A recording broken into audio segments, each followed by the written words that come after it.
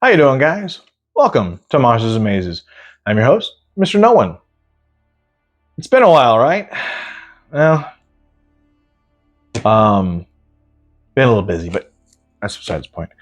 Okay, well, Dungeon 23 is coming to a close. Okay, in a week, roughly, I will build my last room, and that's it. And I would have created a 365 room mega dungeon. So for the better part of a year, it has been a part of my daily routine.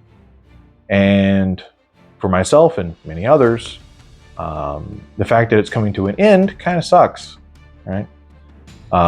It was a part of my morning ritual, you know. My second cup of coffee meant that I was going to be building a room. And for January 1st, there's not going to be a room to build. Now, I could technically keep going, but the challenge was for a year, and I signed up for it, and that's what's happened. Thing is that's going to leave a bit of a void in my schedule, right? Now, as a solo player, I generally, one of the hardest things that I've dealt with for the past year is finding time to play. Like occasionally, you get an opportunity, but for the most part, there's no you don't have you get spurts and starts. But anyway, so I had the idea that I would begin 2024 by basically doing something kind of like Dungeon 23, but a little bit more in-depth, I guess, but not really. Anyway, so I came up with the idea of calling it Hexplore24. Okay, it is a. Let me see if I can put it in appropriate words. It is a wilderness exploration kind of West Marches style game, right? But it's played on a daily basis, right? 1 day per day is probably the best way of kind of describing it, right? So each day I sit down, I roll some dice, do the hexcrawl, but only playing a single day. Okay. If that day is uneventful, then hey, you know what? 5 minutes have been out of my day. It's not much different than doing an empty room in Dungeon 23. We're not going to start off with a story. It's sandbox, so there's no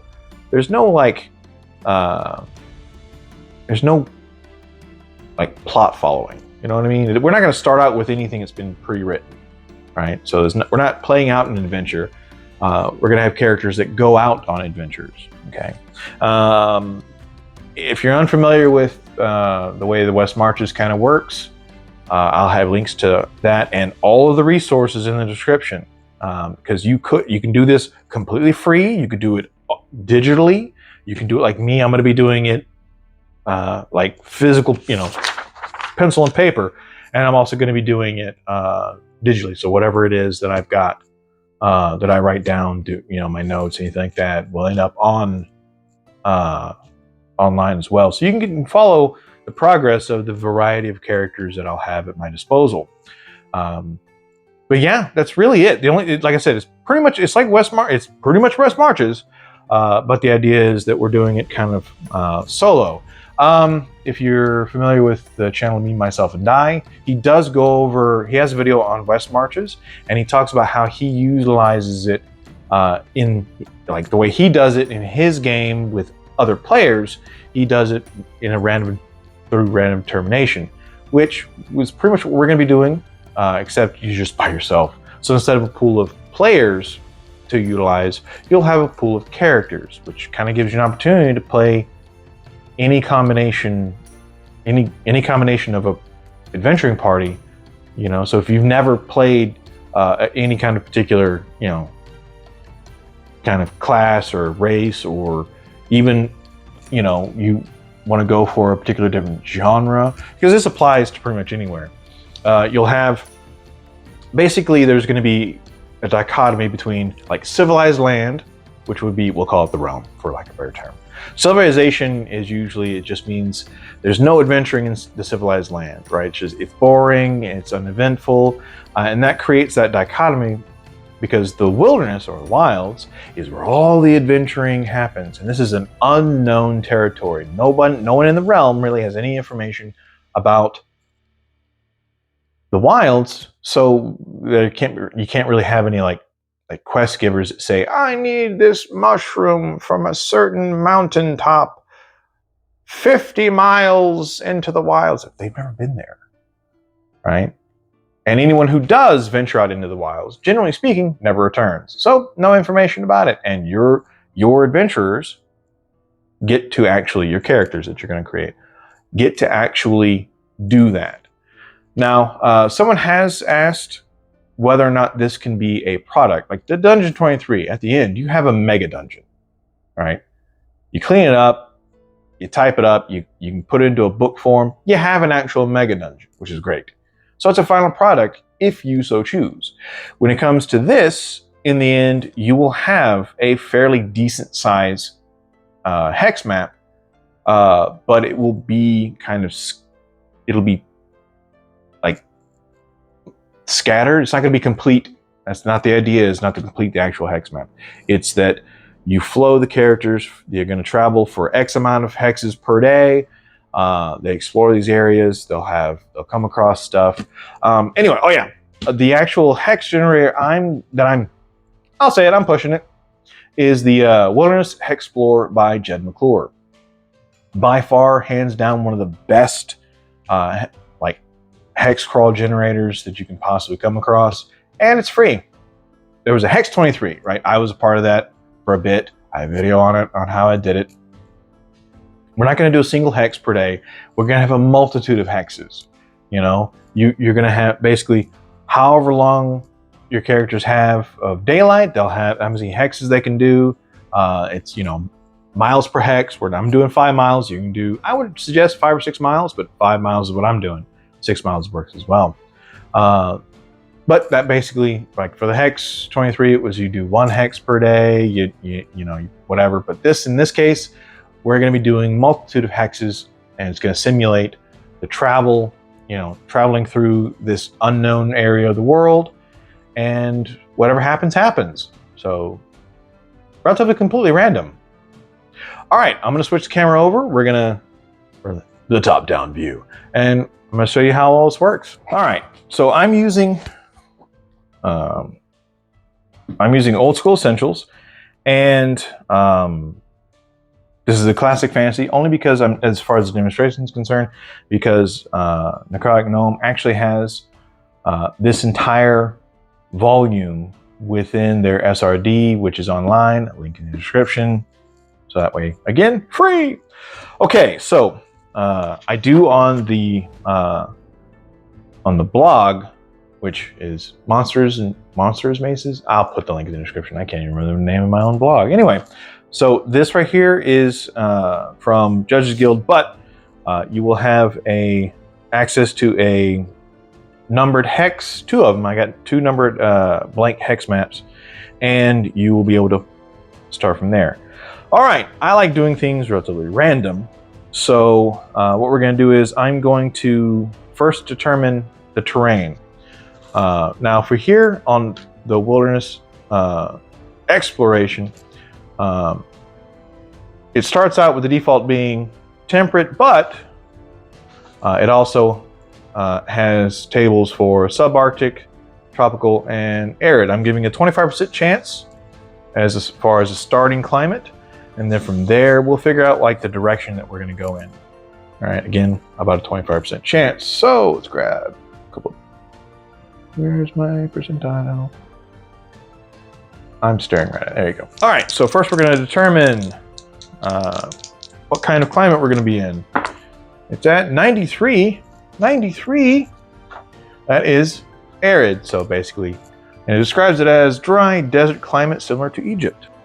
All right, this is kind of advantageous because in my own, like when I start January 1st, I'm going to roll at random just like I did now, except I'm focusing, I'm kind of a toss up of like what system I'm going to use, because I want to go for either a sword and sorcery kind of Conan style, or sword and planet, like the kind of Barsoom, you know, Edgar S. Burroughs style John Carter of Mars, sort of. Anyway, haven't decided yet, so because I can't, I'm letting the dice do it. Anyway, so we're doing arid. So we're starting out with the desert. That's cool. All right.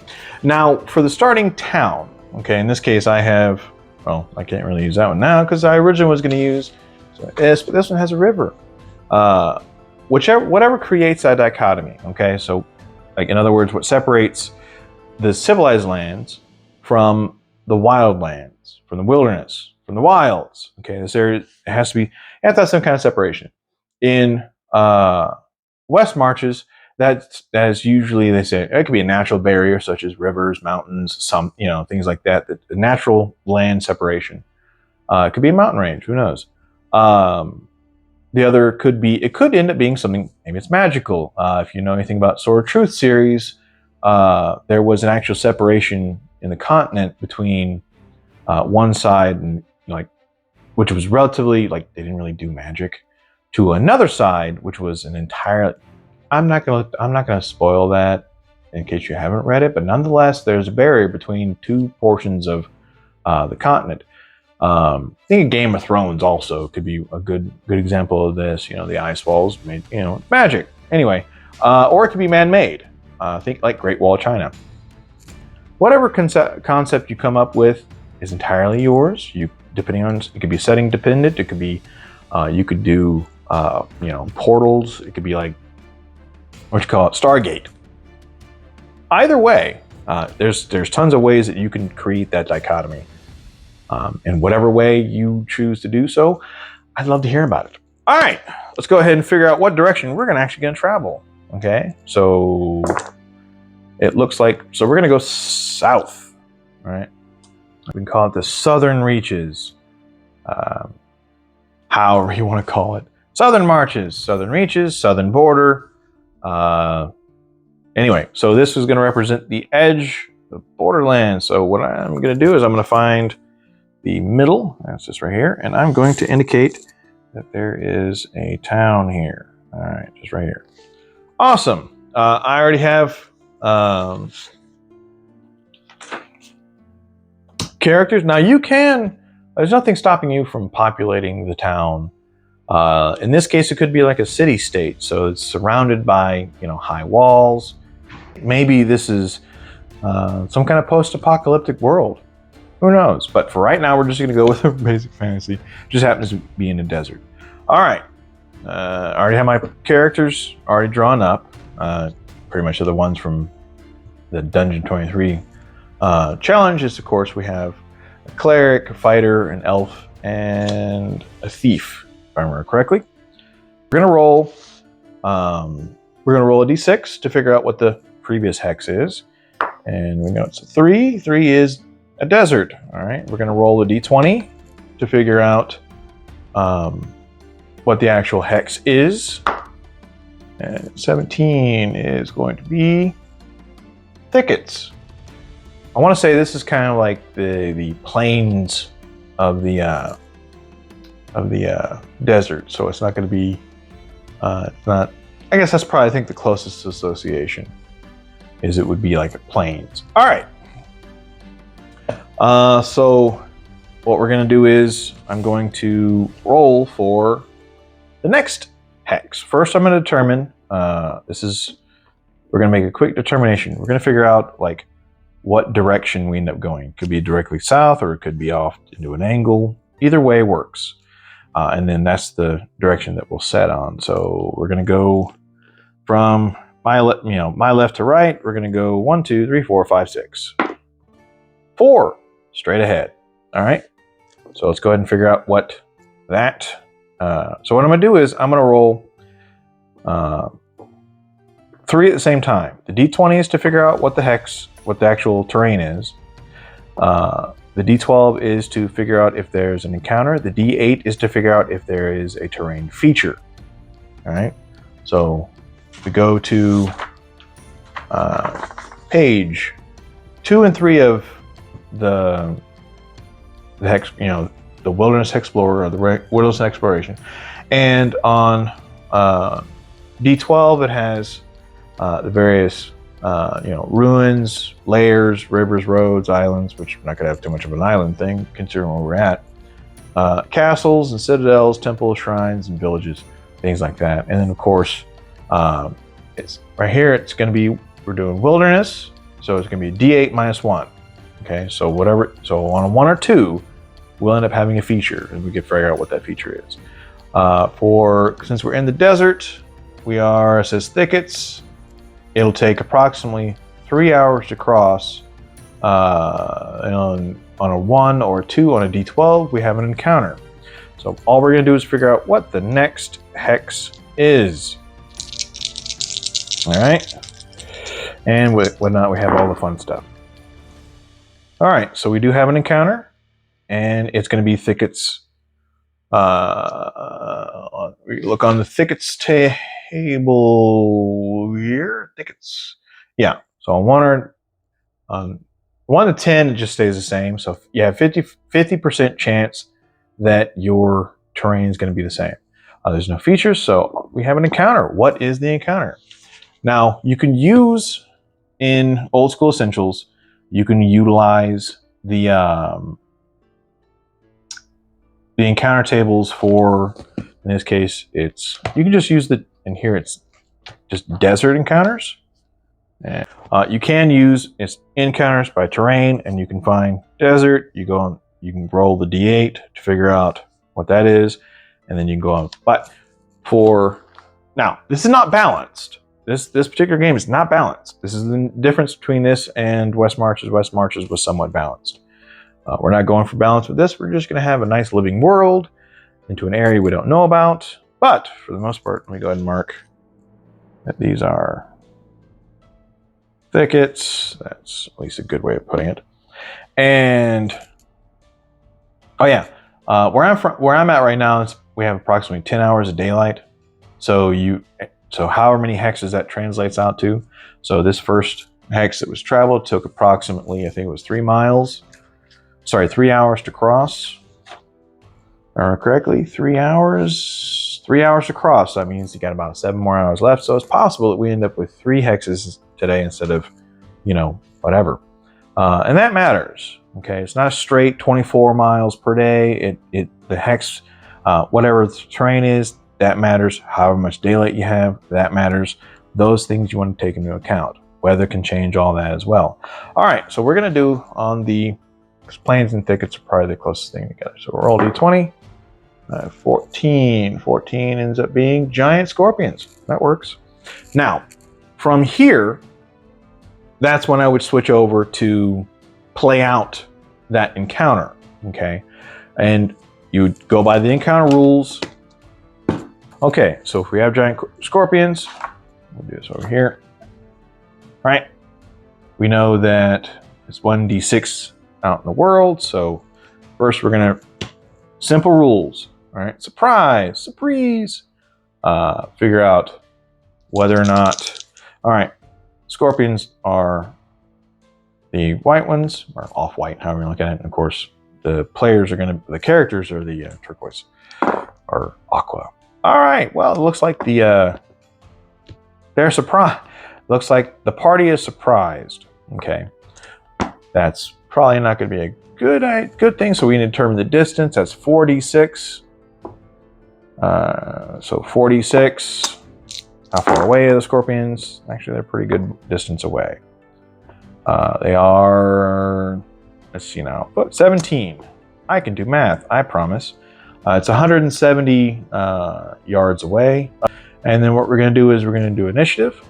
Now, granted, they have surprise. So first, there's no initiative to be rolled. You would roll that afterwards. But we have surprise. So we're going to do with monster reaction. Now, I personally am going to use a different table than this. This is fine, just for quick determination of whether or not they're even interested. Okay, so we'll roll 2d6 real quick, and we got a 5. Unfriendly may attack. Okay, we can go with that. I'm probably going to be using like the rules for encounters from Basic, like the Mincer Basic, because there's a little more in depth. Now from here, it's unfriendly, may attack. There, you could. How many of them are there? Let's find out how many actual. There are 3. Yeah, they can die quickly. That's not to say that the characters. It's a lot. It's a lot. So it's going to take time. They move. What is their movement rate? Their movement rate is 150. Yeah, they can close the distance almost entirely. And then we'll call for initiative. All right, that makes sense. All right, and then from here I could play it out. Now, granted, chances are they would have died. I'm not gonna lie, giant scorpions are no joke. But for now, through the hand waving of it for the moment for demonstration, let's just say they survive. Anyway, you would have an encounter. You could write it, and then you'll write it down somewhere if they survive, which is perfectly reasonable. All right, let's say they do, and we're going to keep going. All right, so what is for the next hex? We do the same thing all over again. We're going to roll. We're going to continue on going in the southerly direction unless something changes. Now, you could make a random determination as far as like maybe they're running away and they just choose a particular direction, but we're going to keep going in the same direction just for right now. And then I'll probably mark somewhere that says that, hey, we met some scorpions today. All right, the next one. Oh, look at that. We have another encounter. And we're still in the thickets. So you haven't, again, roll that 5, 5, 4. Giant carnivorous fly. Yeah, these guys are there. It's 2d6. So if they somehow managed 6 of them, if they somehow managed to make it through the scorpions, now they got a whole just carnivorous flies. And what is it? They're 3 foot long. They look like killer bees. Great. May attack humans. Great. And you do the same thing. So already this is whoa dangerous. Chances are they would have died with scorpions, but we'll just say for now. So now karma has bit them in the nuggets, and now we have. All right, so what do we got? Surprise. Again, the party is surprised. Why am I not surprised? All right, how far away are these? Again, at 10. Oh, not bad. 210 feet. These guys fly ridiculously fast. Of course, it's going to be. No, they actually only fly 90. 180 when they're flying. Okay, yeah. 180, yeah, that's they cover the distance in like 2 rounds. But what is their disposition? Well, it says do initiative. We'll do the initiative just in case. I know it's the surprise happens, but I don't know. No, we don't do initiative. They're surprised. Okay, monster reaction. We are giving them just an arbitrary, like just for the hell of it. 3 is 6. 6 is of course neutral, uncertain. So that's a may attack. They're carnivorous. Yeah. Hunt patiently. Surprise on, yeah. Oh, wow. They were just going to, on a 1 to a 4. Oh, great. Well, chances are they're hungry. They're going to attack. Maybe they survive. Let's say they do. They probably won't, but let's just say they did. All right. So that accounts for 6 miles. All right. 6 hours worth of travel. Okay. So here we're going to go for our third and final one. And what are the oh, look, all right. So it's still thickets, but we have an actual feature. That feature was on a 1. My bad. Okay. So we have a feature. What is the feature? This is what I was waiting for. All right. So we're going to go to our feature table on page 2. And we're going to roll d12. 5. 5 is a river or road. We go to, and there's a whole section on roads. On page, let's see, layers, rivers and roads. Yeah. Rivers, roads. All right, so there's that's page 1 for rivers and roads. We are going the southerly direction. If you just use this chart right here, then it will let you know if it's a river or road. I'll go ahead and maybe it's a dry riverbed. I'll go with that. So you roll a d12, and then that'll determine 12. 12 is a road. Okay, so we got a road. North is that way, so this is going to be a road that's going to be going primarily in this direction. All right. Then, but we're going in a flow of travel, technically is this way. So we're going to roll over here on the roads, 2d6. 2d doesn't matter. 2d6, we have 4. So number 4 is, we have that direction. So we have determined that that was the direction we're going to go. So the pointer here, right, is based off of whatever number. So if you're on 12, then that's 12. So that's where the little arrow goes, right? That lets you know what that should look like. Okay. So in this case, we'll have do, and do. Now, from here, all right, the characters have a choice. They can follow whichever one, you know, they come to basically a crossroads. Maybe, and then what you can do is you can follow either one. So the next day in the morning, they can make the determination of which one of these they're going to follow, if they're going to follow it. Okay. So, and it's also, again, thickets, lots of thickets. And then for, say, now at the end of the day, right, I'm going to roll a d6. Okay. So each day, the last thing I do is I'm going to roll a d6. This is going to actually determine which direction the character is going in. They're technically, and it's going to be based off of what direction they were going for. Okay. So roll a d6 and we'll see what happens. 2. All right. So we'll go off of this chart here. Say 2 is going to be over 2. That means they're going to go, where is the opposite? So they're probably going to go this way. I'm doing it right. No, they're going to go to this side. All right. So this is the hex that they're going for. And tomorrow, for the next day, what I'll do is I'll roll. I'm going to utilize a D10. I mean, this is pulled from the first edition AD&D DMG. You can use for for the wilderness, you can use a D6 for losing direction. That's perfectly fine. And it has for barren, hills, all this kind of stuff, deserts, 3 and 6, so on and so forth. But with this one, I kind of like the way this works because it gives like a terrain type, and then it gives you, so many chances in a D6 to get lost. D10.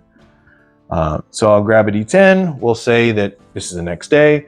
What do? I roll. I am in, we'll call it scrub just for right now, or that's the same as shrubbery. What do we got? 9. Okay, no, we're good to go. I would have had to have pulled a 3 and 10, but definitely 9 is not. So that means that the direction that they were determined to go in, that is the direction that they go. And we're going to figure out this road. We can actually follow this road. Roads go, you can travel roads faster. Okay. When you go to, where is it at? Where's my roads? Yeah. Special road. And it has, you could use, they're going to follow the road. That means that they can go a lot faster. Roads, easy, takes them 2 hours to go through, and you only have an encounter, one out of 12 to do an encounter. We'll still say, I'm still going to put it, I'm going to say it's like an old crusty road, centuries old, it's barely there. We'll say that we're still going to use the actual desert probability. So the road will be a little bit faster, but that doesn't mean that it's going to be safer. All right. And then you go through the same process. Determine what the hex is based off the last hex. It's thickets, so you roll the same thing. I forgot to mention this.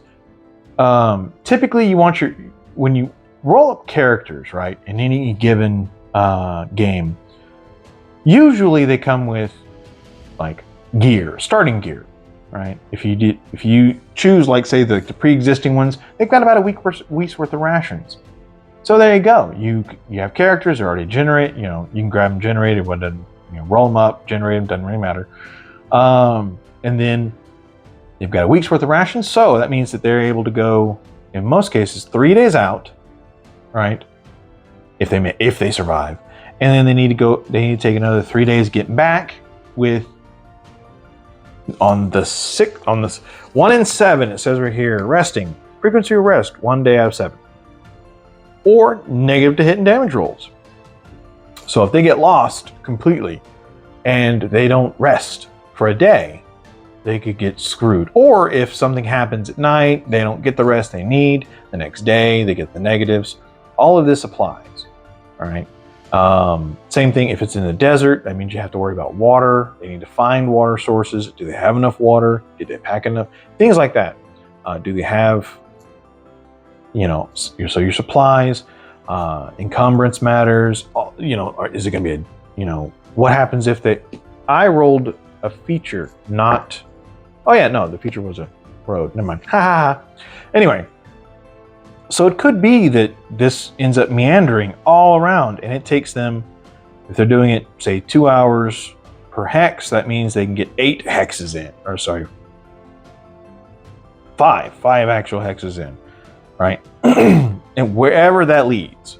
So if they're following the road, they'll let them follow the road. Screw it. Wherever it goes, that's where they go. And now they have a way to get back, and you have something for your map. You know, if they find something out in, you know, they can go further if they have supplies for it. So, but I would account for at least first week, 3 days out, 3 days back, going from there. I hope that helps. It probably didn't, but just go back and watch it a few times. After we're done, say we've done our day's worth of traveling through the wilderness, you would get yourself some kind of, let's see now. It could be, you know, like a plain notebook. You write down, you know, what the hexes were. Was there anything in them? Were they encounters? Any other notes and details? I've got an example of this on the blog, but you can write down all that information. It can be very, like, clinical, sparse, or it's just basic information. You know, that way when you flip to it, you're like, okay, this stuff happened there. You know, maybe a little bit of blurb, or you could, I mean, in the end, you can elaborate as far as you need to on it. But yeah, that's really it. Till then, I will see you guys in the next one. Hope this helped. Later.